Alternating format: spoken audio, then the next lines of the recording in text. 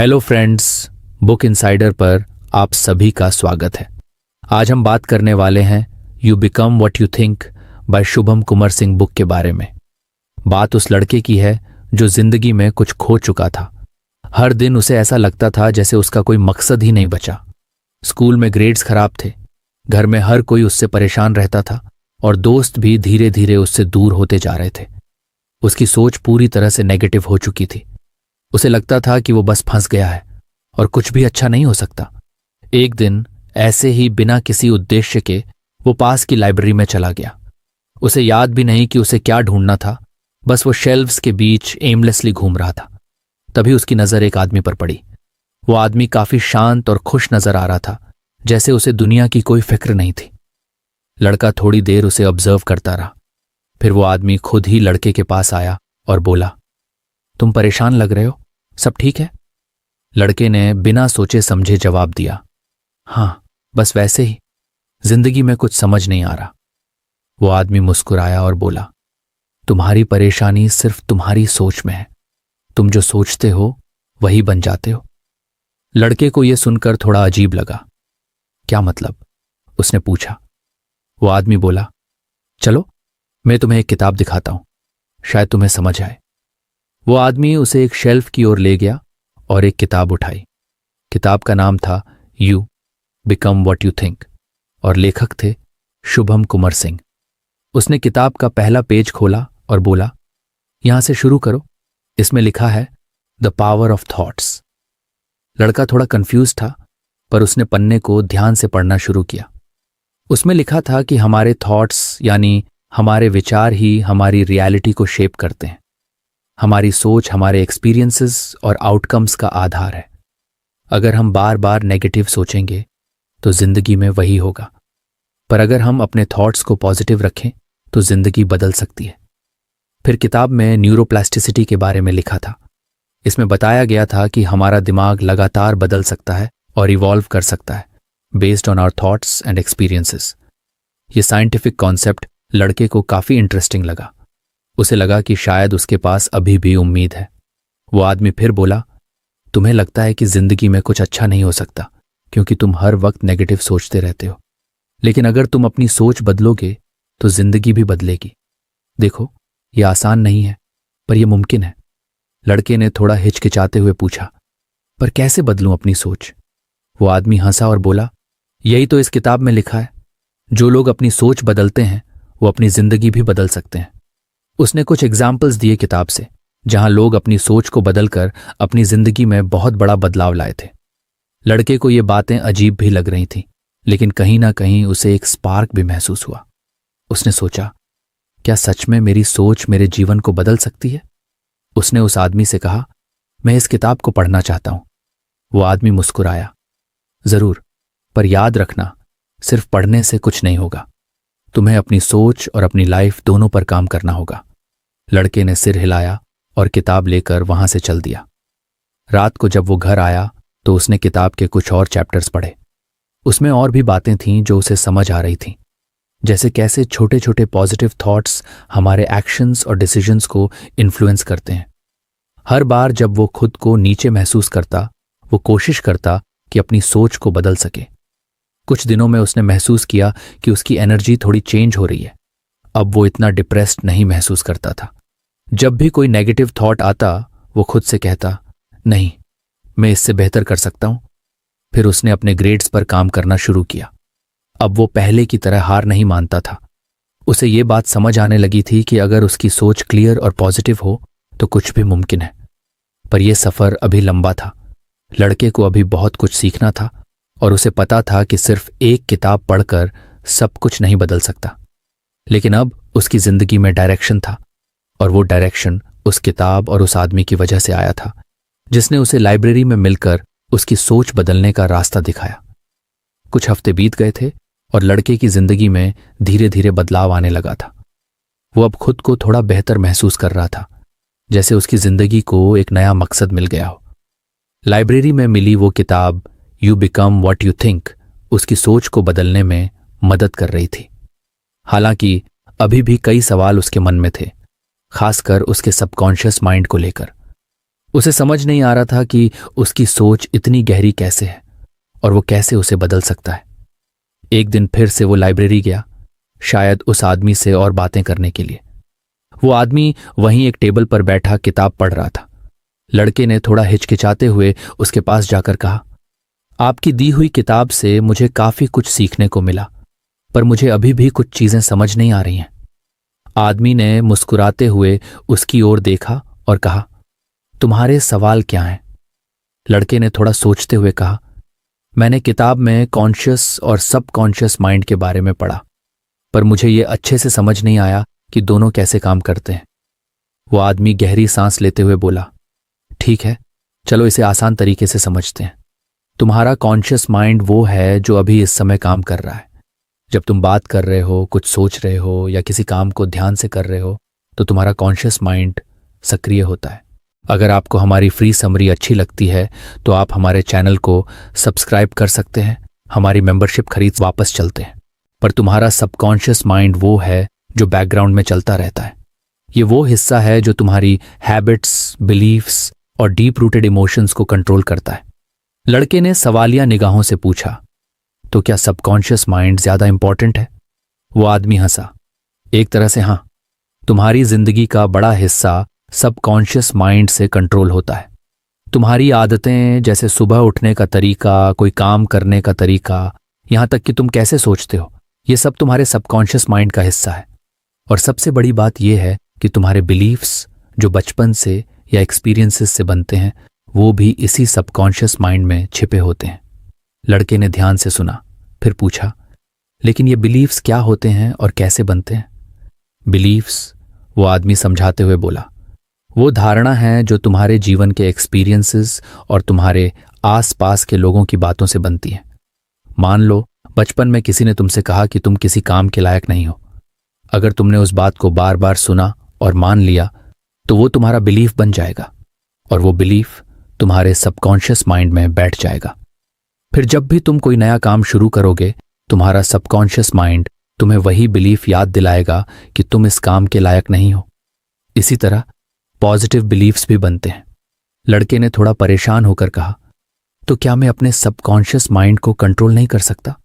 आदमी ने मुस्कुराते हुए कहा, कंट्रोल करना मुश्किल है पर नामुमकिन नहीं।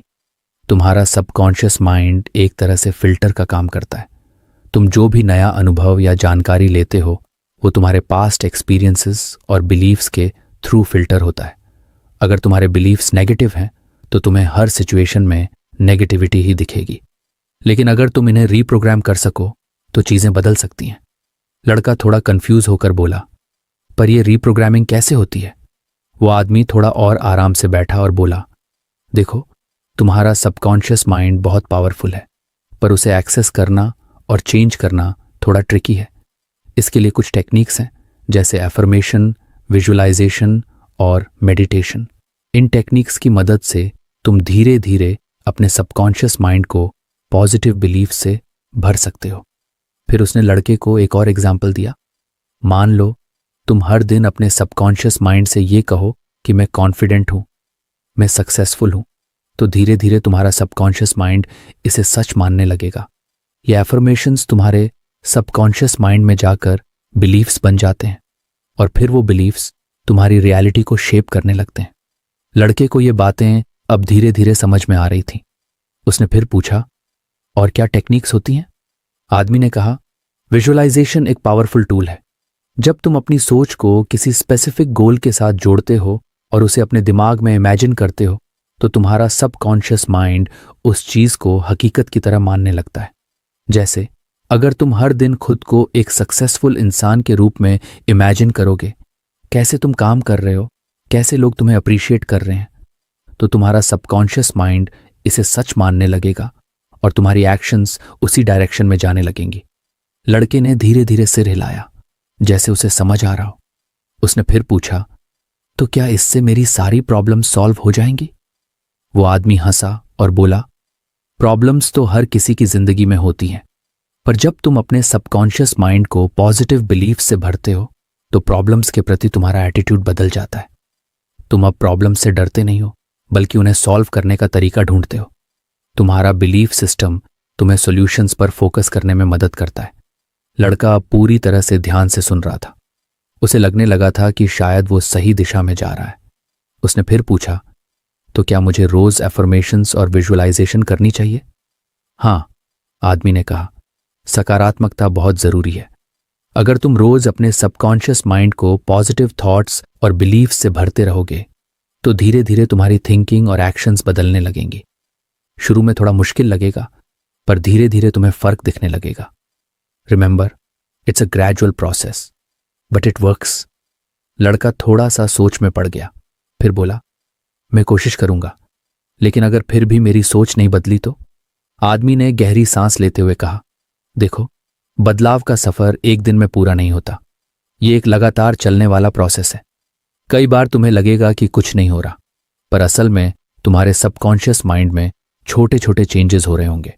और अगर तुम धैर्य और कंसिस्टेंसी बनाए रखोगे तो एक दिन तुम्हें बहुत बड़ा बदलाव नजर आएगा। लड़के को अब यह समझ में आ गया था कि असली काम उसके अंदर चल रहा था। उसे अपनी सबकॉन्शियस माइंड को रीप्रोग्राम करना था और इसके लिए उसे खुद पर काम करना था। उसने उस आदमी का शुक्रिया अदा किया और लाइब्रेरी से बाहर निकला। इस बार उसके मन में और भी सवाल थे, पर साथ ही एक नया कॉन्फिडेंस भी था कि वो अपनी जिंदगी में बदलाव ला सकता है। अगले कुछ हफ्तों तक लड़का एफर्मेशंस, विजुअलाइजेशन और मेडिटेशन की टेक्निक्स पर काम करने लगा। उसने हर दिन पॉजिटिव थॉट्स के साथ अपने सबकॉन्शियस माइंड को भरने की कोशिश की। धीरे धीरे उसे महसूस होने लगा कि उसकी सोच और एक्शंस में सटल चेंजेस आ रहे हैं। अब वो खुद को सिचुएशंस के प्रति ज्यादा शांत और केंद्रित महसूस करता था। हर बार जब कोई नकारात्मक विचार आता, वो अपने अनचाहे मन को पुनः प्रोग्राम करने की कोशिश करता। हालांकि ये सफर अभी खत्म नहीं हुआ था। उसे अभी और सीखना था और वो जानता था कि लाइब्रेरी में वो आदमी उसे और भी सिखाने वाला था। कहानी यहां खत्म नहीं होती। वो लड़का अभी अपने सबकॉन्शियस माइंड को और भी गहराई से समझने वाला था। कुछ महीने बीत चुके थे और लड़के के जीवन में बदलाव साफ दिखने लगे थे। एफर्मेशंस, विजुअलाइजेशन और मेडिटेशन की टेक्निक्स पर काम करते हुए उसने अपनी सोच और अपने सबकॉन्शियस माइंड को काफी हद तक रीप्रोग्राम करना सीख लिया था।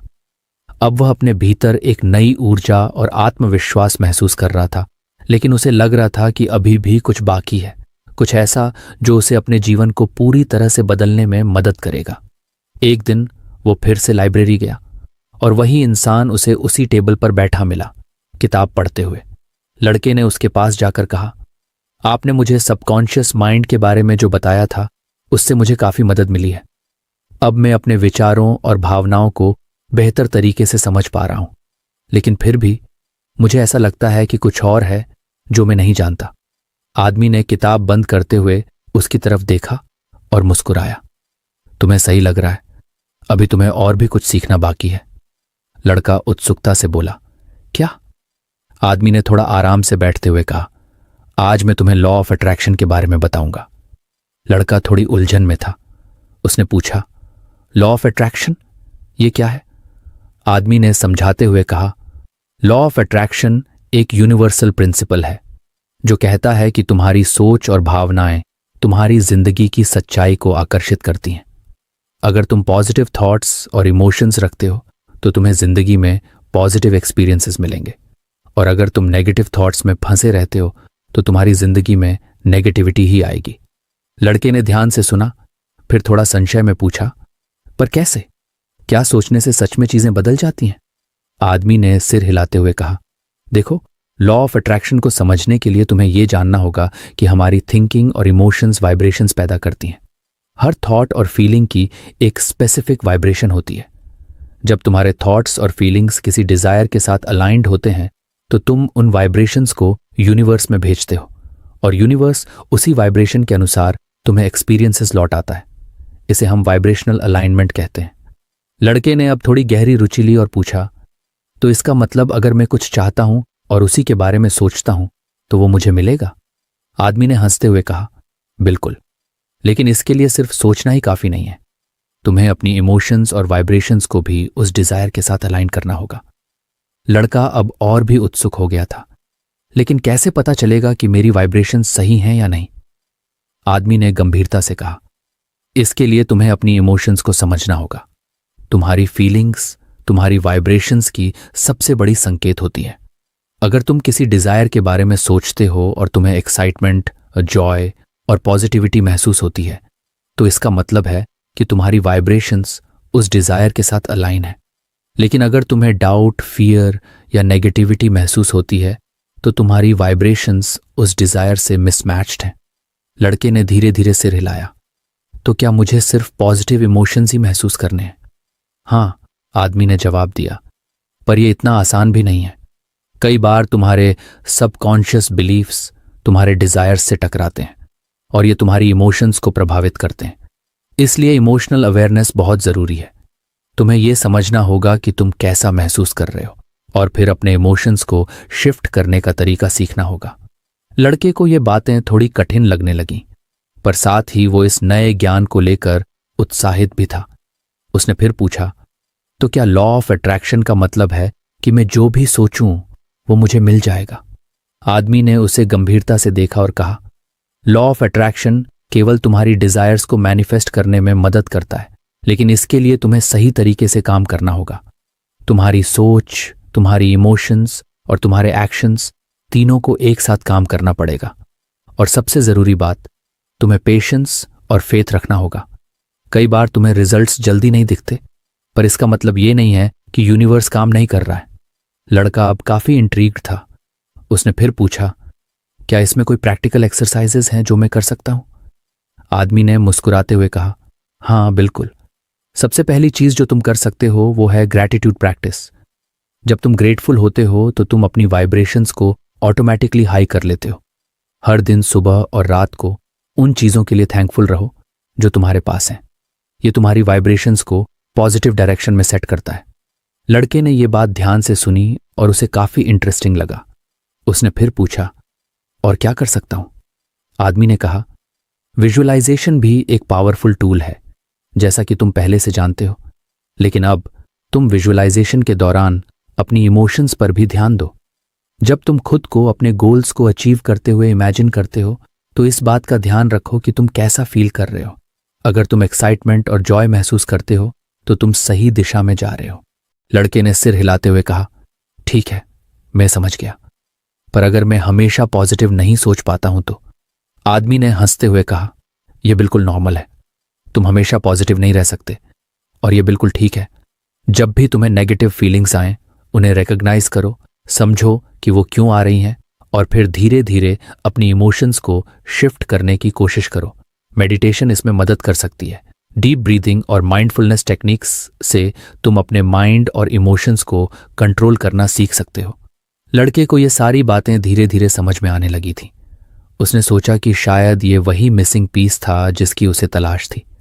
उसने आदमी से आखिरी सवाल पूछा, तो क्या मैं अपनी पूरी जिंदगी लॉ ऑफ अट्रैक्शन से बदल सकता हूं?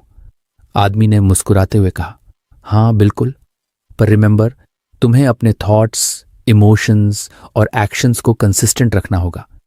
अगर तुम बिलीव करते हो और सही तरीके से काम करते हो तो यूनिवर्स तुम्हें वही देगा जो तुम चाहते हो। लेकिन सबसे इंपॉर्टेंट चीज है फेथ। तुम्हें इस प्रोसेस पर विश्वास रखना होगा। लड़के ने उस आदमी का धन्यवाद किया और लाइब्रेरी से बाहर निकल गया। इस बार उसे एक नई क्लैरिटी और डायरेक्शन महसूस हो रही थी। अब वो जानता था कि उसकी सोच और इमोशंस ही उसकी जिंदगी की दिशा तय करेंगी। उसे सिर्फ अपनी वाइब्रेशंस को सही दिशा में अलाइन करना था। अगले कुछ दिनों तक लड़के ने ग्रैटिट्यूड प्रैक्टिस, विजुअलाइजेशन और मेडिटेशन को अपने डेली रूटीन में शामिल किया। उसने अपनी इमोशंस पर ध्यान देना शुरू किया और जब भी उसे नेगेटिव इमोशंस महसूस होती तो वो उन्हें रिकॉग्नाइज करके धीरे धीरे शिफ्ट करने की कोशिश करता। अब उसकी जिंदगी में एक नया सेंस ऑफ कंट्रोल और पॉजिटिविटी आ गया था। हालांकि यह सफर अभी भी खत्म नहीं हुआ था। लॉ ऑफ अट्रैक्शन की समझ ने उसे एक नई दिशा दी थी, पर उसकी जिंदगी में और भी चीजें थीं जिन्हें वो समझना चाहता था। आने वाले समय में उसे और भी सीखना था और लाइब्रेरी में वो आदमी उसे और भी रहस्यों से परिचित करवाने वाला था। कुछ हफ्ते बीत गए थे। लड़के ने लॉ ऑफ अट्रैक्शन के बारे में सीखा और उसकी जिंदगी में कुछ सकारात्मक बदलाव दिखने भी लगे थे। लेकिन फिर भी कभी कभी उसे अपनी सोच में नेगेटिविटी महसूस होती थी। वो समझ नहीं पा रहा था कि लॉ ऑफ अट्रैक्शन का अभ्यास करने के बावजूद क्यों उसे बार बार नेगेटिव थॉट्स आते थे। एक दिन वो फिर से उस लाइब्रेरी में पहुंचा, उस आदमी से मिलने के लिए जिसने उसकी सोच बदलने की शुरुआत की थी। लड़का आदमी के पास जाकर बैठा और थोड़ा उदास स्वर में बोला, आपने जो मुझे लॉ ऑफ अट्रैक्शन के बारे में सिखाया उससे मुझे काफी मदद मिली है, लेकिन फिर भी मैं कभी कभी नेगेटिव सोच में फंस जाता हूं। मुझे नहीं पता कि कैसे इससे बाहर निकलूं। आदमी ने उसकी ओर देखा और कहा, तुम अकेले नहीं हो, हम सब कभी ना कभी नेगेटिव थॉट्स का शिकार होते हैं, लेकिन इसका मतलब यह नहीं है कि तुम असफल हो रहे हो। नेगेटिव थिंकिंग को पहचानना और उसे ओवरकम करना भी एक प्रोसेस है, और आज मैं तुम्हें इसी बारे में सिखाऊंगा। लड़के ने ध्यान से सुनने की तैयारी की। उसे पता था कि इस बार भी कुछ नया सीखने को मिलेगा। आदमी ने कहा, सबसे पहले तुम्हें यह समझना होगा कि हर इंसान की सोच में कुछ ना कुछ लिमिटिंग बिलीफ्स होते हैं। ये वो बिलीफ्स होते हैं जो तुम्हारी जिंदगी में रुकावटें पैदा करते हैं। अक्सर ये बिलीफ्स बचपन या पास्ट एक्सपीरियंसेस से आते हैं। हम में से ज्यादातर लोग बिना जाने ही इन बिलीफ्स के साथ जीते रहते हैं, और ये हमारे डिसीजंस और एक्शंस पर बुरा असर डालते हैं। लड़के ने थोड़ा उलझन में पूछा, पर मैं कैसे पहचानूं कि मेरी सीमित विश्वास क्या है? आदमी ने जवाब दिया, पहचानने का सबसे अच्छा तरीका है सेल्फ रिफ्लेक्शन और इंट्रोस्पेक्शन। जब भी तुम खुद को किसी सिचुएशन में स्टक महसूस करो तो अपने थॉट्स पर ध्यान दो। तुम क्या सोच रहे हो? क्या तुम खुद से कह रहे हो कि मैं ये नहीं कर सकता या मैं इतना अच्छा नहीं हूं? ये छोटे छोटे सेंटेंसेस ही तुम्हारी लिमिटिंग बिलीफ्स को जाहिर करते हैं। लड़के ने सिर हिलाया। हाँ, मैं अक्सर खुद से ऐसे ही बातें करता हूं, लेकिन मैं इन बिलीफ्स को कैसे बदल सकता हूं? आदमी ने मुस्कुराते हुए कहा, इस प्रोसेस को कॉग्निटिव रिस्ट्रक्चरिंग कहा जाता है। जब भी तुम अपने अंदर नेगेटिव थॉट्स या लिमिटिंग बिलीफ्स को महसूस करो तो उन्हें चैलेंज करो। उदाहरण के लिए, अगर तुम्हारे मन में आता है कि मैं ये काम नहीं कर सकता, तो तुरंत अपने आप से पूछो, क्यों नहीं कर सकता? क्या तुम्हारे पास इस बिलीफ को सपोर्ट करने के लिए कोई सॉलिड एविडेंस है, या ये बस तुम्हारे मन की एक गलत फहमी है? लड़का सोच में पड़ गया। उसने महसूस किया कि अक्सर उसके नेगेटिव थॉट्स बिना किसी वास्तविक आधार के ही आते थे। उसने आदमी से कहा, तो मुझे हर बार अपने नेगेटिव थॉट्स को जांचना होगा? आदमी ने सिर हिलाते हुए कहा, बिल्कुल। जब तुम नेगेटिव सेल्फ टॉक को पहचान लेते हो तो अगला कदम है उसे रीफ्रेम करना। इसका मतलब है कि तुम अपनी थिंकिंग को इस तरह से बदलो कि वो तुम्हारे ग्रोथ को सपोर्ट करे। उदाहरण के लिए, अगर तुम्हें लगता है कि मैं ये काम नहीं कर सकता, तो इसे रिफ्रेम करो और कहो, शायद अभी मैं ये काम नहीं कर पा रहा हूं, लेकिन मैं इसे सीख सकता हूं। लड़के को यह टेक्निक काफी मददगार लगी। उसने कहा, यह तो एक तरह से अपनी सोच को फिर से लिखने जैसा है। आदमी ने उसकी बात का समर्थन किया। बिल्कुल सही, तुम अपनी थिंकिंग को उस दिशा में ले जा सकते हो जहां तुम चाहते हो, पर इसमें प्रैक्टिस की जरूरत है। हर बार जब तुम नेगेटिव थॉट्स में फंसो, उन्हें पहचानो, चैलेंज करो और फिर रिफ्रेम करो। ये एक लगातार चलने वाली प्रोसेस है। लड़के ने फिर पूछा, लेकिन नेगेटिव सेल्फ टॉक इतनी बार होता है कि कई बार उसे पहचान पाना मुश्किल होता है। क्या इसके लिए भी कोई तरीका है? आदमी ने कहा, इसके लिए तुम माइंडफुलनेस का अभ्यास कर सकते हो। माइंडफुलनेस का मतलब है कि तुम अपने थॉट्स और इमोशंस को ऑब्जर्व करो बिना उन्हें जज किए।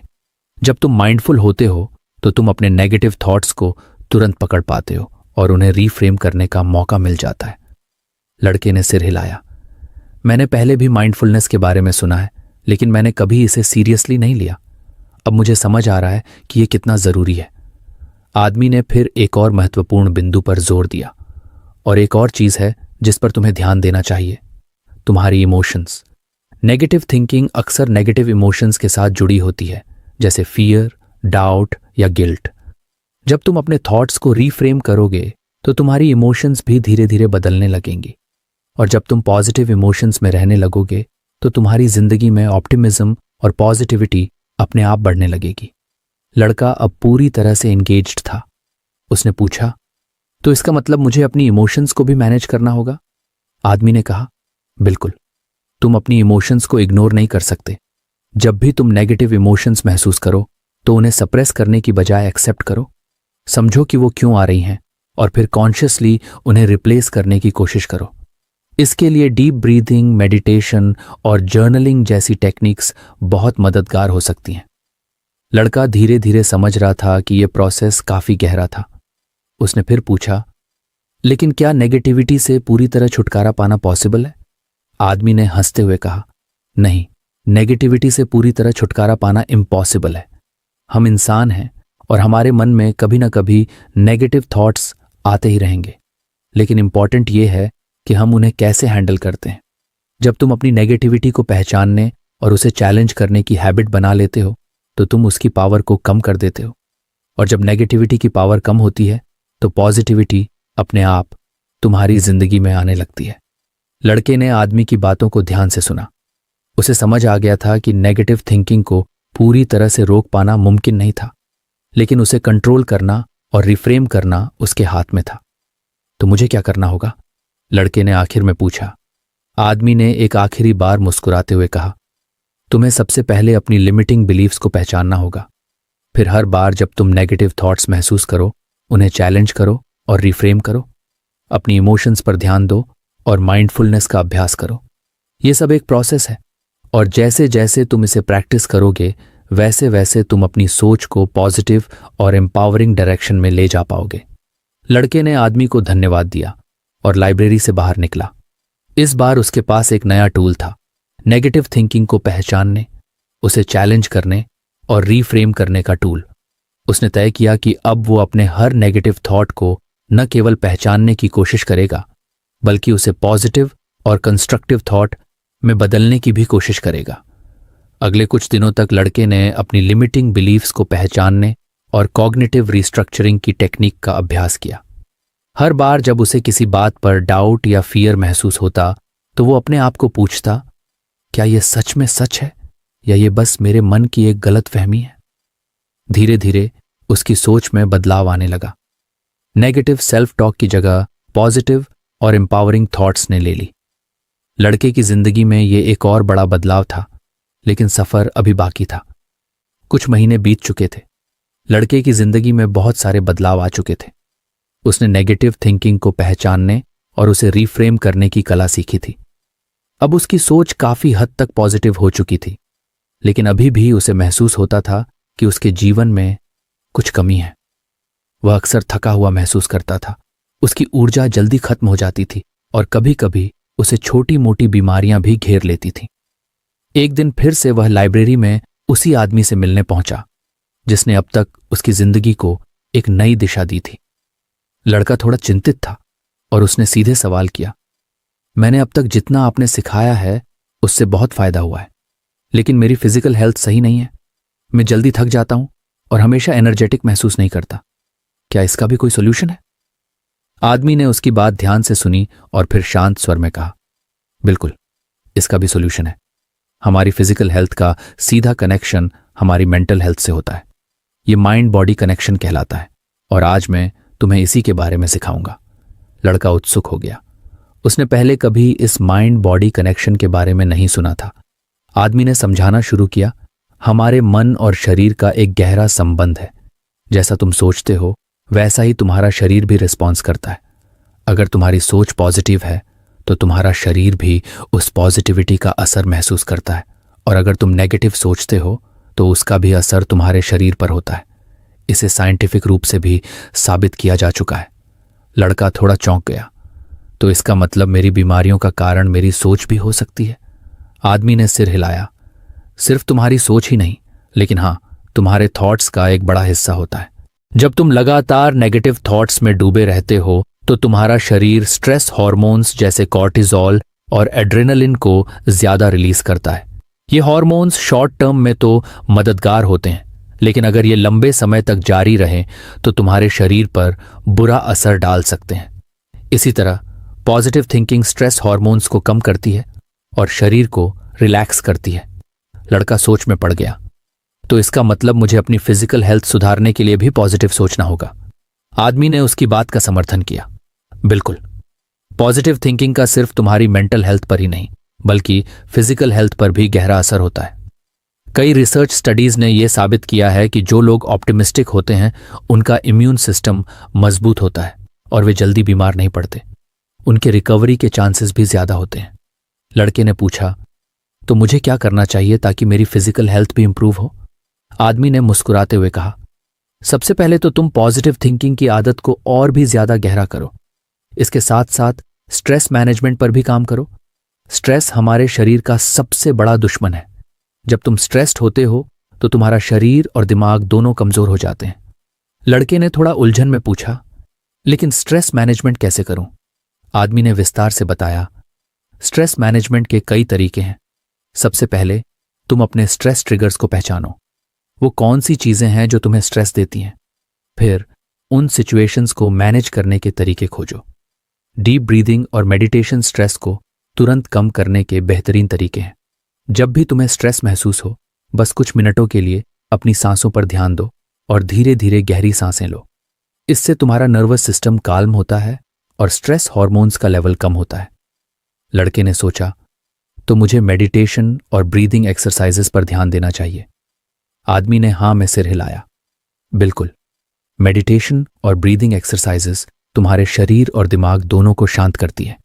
इसके अलावा ग्रैटिट्यूड की प्रैक्टिस भी तुम्हारे ओवरऑल वेलबीइंग के लिए बहुत महत्वपूर्ण है। जब तुम ग्रैटिट्यूड महसूस करते हो तो तुम्हारा माइंड नेचुरली पॉजिटिव थॉट्स की ओर शिफ्ट करता है और पॉजिटिविटी का सीधा असर तुम्हारे शरीर पर होता है। लड़के ने फिर पूछा, ग्रैटिट्यूड कैसे प्रैक्टिस करूं? आदमी ने समझाया, हर दिन सुबह या रात को कुछ मिनट निकालकर उन चीजों के बारे में सोचो जिनके लिए तुम ग्रेटफुल हो। छोटी छोटी चीजें जैसे अच्छा खाना, दोस्त, परिवार या जो भी चीजें तुम्हारी जिंदगी में पॉजिटिव हैं। जब तुम नियमित रूप से ग्रैटिट्यूड प्रैक्टिस करते हो तो तुम्हारा माइंड नेचुरली ऑप्टिमिस्टिक होने लगता है और इसका असर तुम्हारी फिजिकल हेल्थ पर भी होता है। लड़के को यह तकनीक समझ में आई और उसने सोचा कि वो इसे अपनी डेली रूटीन का हिस्सा बनाएगा। आदमी ने फिर एक और महत्वपूर्ण बिंदु पर जोर दिया, और एक और चीज जो तुम्हारी वेल बीइंग के लिए बहुत जरूरी है वो है ऑप्टिमिज्म। जब तुम भविष्य के बारे में ऑप्टिमिस्टिक रहते हो तो तुम्हारा शरीर उस ऑप्टिमिज्म को महसूस करता है, स्ट्रेस कम हो जाता है और तुम्हारा इम्यून सिस्टम भी मजबूत होता है। रिसर्च में देखा गया है कि जो लोग ऑप्टिमिस्टिक होते हैं उनके हार्ट हेल्थ बेहतर होती है और उनकी लाइफ एक्सपेक्टेंसी भी ज्यादा होती है। लड़के ने ध्यान से सुना और उसे अब समझ आ रहा था कि उसका मानसिक और शारीरिक स्वास्थ्य कितनी गहराई से जुड़े हुए थे। तो इसका मतलब मुझे अपनी सोच और इमोशंस को पूरी तरह से मैनेज करना होगा ताकि मेरी फिजिकल हेल्थ भी बेहतर हो सके, लड़के ने पूछा। आदमी ने हंसते हुए कहा, बिल्कुल, तुम्हारी फिजिकल हेल्थ का एक बड़ा हिस्सा तुम्हारे मेंटल स्टेट पर निर्भर करता है। अगर तुम पॉजिटिव और ऑप्टिमिस्टिक सोचते हो तो तुम्हारा शरीर भी उस पॉजिटिविटी को महसूस करेगा। इसके साथ ही अच्छी न्यूट्रिशन, रेगुलर एक्सरसाइज और प्रॉपर स्लीप भी तुम्हारी फिजिकल वेलबीइंग में योगदान करते हैं।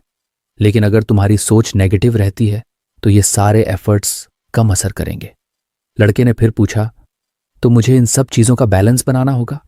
आदमी ने हां में सिर हिलाते हुए कहा, बिल्कुल सही। माइंड बॉडी कनेक्शन का मतलब है कि तुम अपनी सोच, इमोशंस और फिजिकल एक्शंस का ध्यान रखो। जब ये तीनों अलाइन होते हैं तब तुम्हारी जिंदगी में ट्रू वेलबीइंग आता है। आदमी ने अंत में कहा, याद रखना, पॉजिटिविटी और ग्रैटिट्यूड सिर्फ तुम्हारे मानसिक स्वास्थ्य के लिए ही नहीं बल्कि तुम्हारे शरीर के लिए भी एक दवा की तरह है। जब भी तुम्हें महसूस हो कि तुम फिजिकली कमजोर या थके हुए हो तो अपनी सोच पर ध्यान दो। पॉजिटिव थिंकिंग तुम्हारी फिजिकल स्ट्रेंथ को भी बढ़ा सकती है। लड़के ने आदमी का धन्यवाद किया और लाइब्रेरी से बाहर निकला। इस बार उसकी समझ में आ चुका था कि उसका पूरा जीवन उसकी सोच और उसके शरीर के बीच की गहरी कड़ी पर आधारित था। उसने ठान लिया था कि अब से वो न केवल अपनी मानसिक स्थिति पर काम करेगा बल्कि अपनी फिजिकल हेल्थ पर भी ध्यान देगा। माइंड बॉडी कनेक्शन को समझकर वह अब अपने जीवन को पूरी तरह से ट्रांसफॉर्म करने के लिए तैयार था। इस जर्नी का आखिरी लेसन ये था कि असली वेल बीइंग और सक्सेस सिर्फ खुद को सुधारने में नहीं बल्कि दूसरों की मदद करने में है। और अब लड़का इस लेसन को अपनी जिंदगी में पूरी तरह से अपना चुका था। तो फ्रेंड्स, ये थी हमारी आज की बुक समरी। आपको कैसी लगी कमेंट करके ज़रूर बताएं और धन्यवाद आपका समरी एंड तक सुनने के लिए।